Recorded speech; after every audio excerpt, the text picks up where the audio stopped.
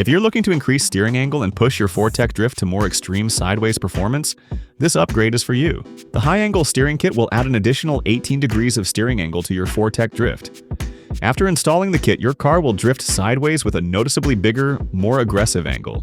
You will need a 2mm ball end hex bit and a 7mm nut driver, or you can use the included tools with your vehicle.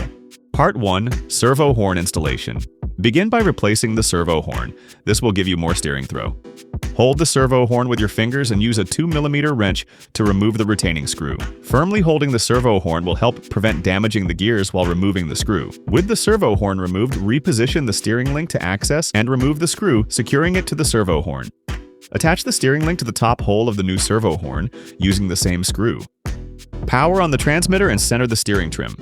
Plug in your battery and power on the vehicle. The steering servo will now center itself.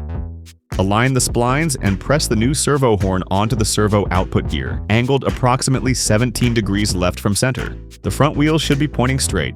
Firmly hold the servo horn as you reinstall the screw from step 1. The screw should be snug, but do not over-tighten it. Part 2.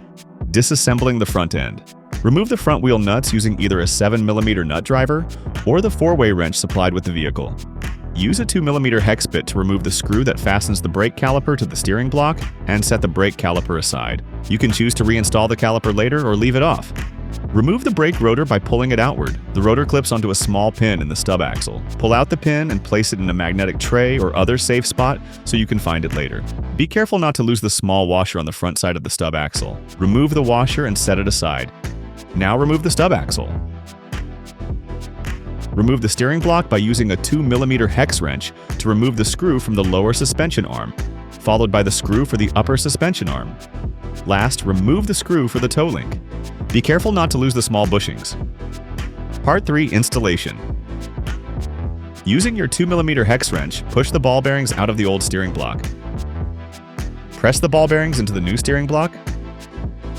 Install the new steering block assembly using the hardware you removed earlier for the lower suspension arms, upper suspension arms, and the toe links. Insert the stub axle into the new block. Slide the washer onto the stub axle.